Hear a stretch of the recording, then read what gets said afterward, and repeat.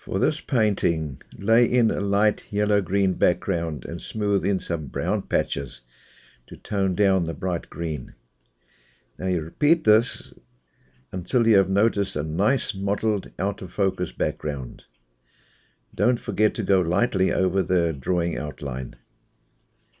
Begin the eyes with an orange pencil and the iris with a maroon pencil, and then carefully blend these colors with a white pencil. Plot in the pupils with a black pencil and begin the shading around the eyes.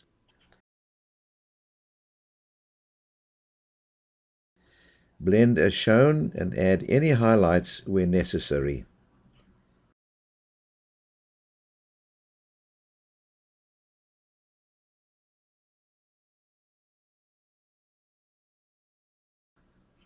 With a dark grey pencil, begin to add the darker shadows first, and then carefully note all the shadows in the facial wrinkles.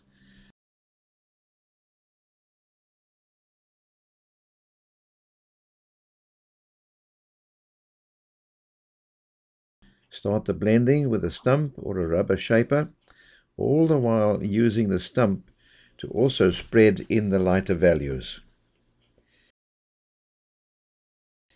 Add the shadow of the chin with a black pencil, keeping any line work in the direction of the hairs.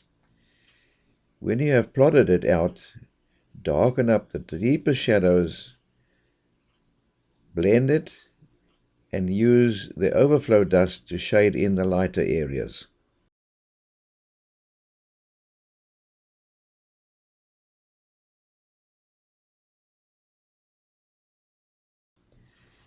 There is an orange tint in the face, and this is added by lightly stroking it on with the side of the orange pencil. We can now begin to add more detail and shading to the nose and mouth area.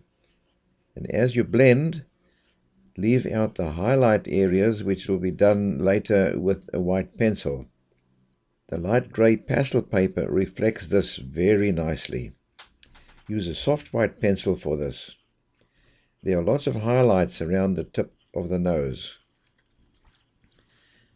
Work on the cheeks and around the eyes and do some blending. Don't overblend, as we need to show the rough character of the gorilla. Again, the white pencil is used for the highlights.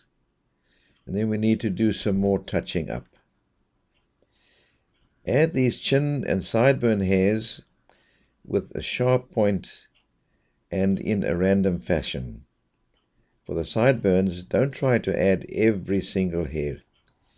Add just enough to give the impression of a mass of hairs. Add in the orange tint as you progress. Add the left sideburns and plot out the shoulder area. Some blending here will deepen the depth effect as well as the out of focus effect. Add the highlights in with a soft white pencil, and you can also stroke in a few of the lighter colored hairs as well. There is a very little hair in the chest area, so shading and blending is only used for the tonal ranges. Now sketch in the nipples and the wrinkles, the dark lines for the deep shadows and the lighter lines for the rounding. Rough in the tonal ranges in between the wrinkles and blend slightly. Smooth in a few of the orange tinted areas in the head and start with the sharp pointed black pencil to add the hairs along the outer edge. Do this randomly. Now with a very soft black pastel stick, stroke in the cranium shadings and smooth out with the finger. Notice all the tracing lines where too much pressure was used with the pencil. And this caused grooves in the paper. Now these need to be disguised as best as possible. With a black pencil, begin all the dark areas in the wrinkles lines.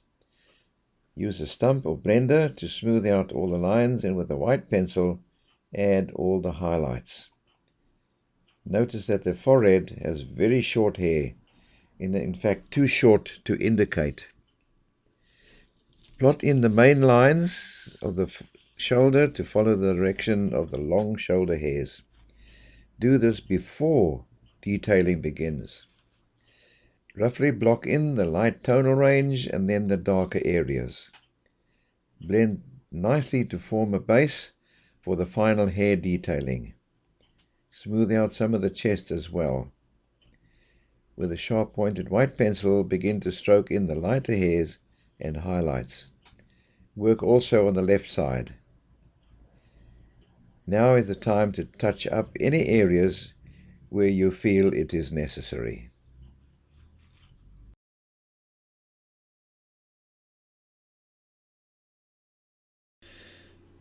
Please like this video if you've enjoyed watching it, and post a comment below. We would also love you to subscribe for more lessons like this.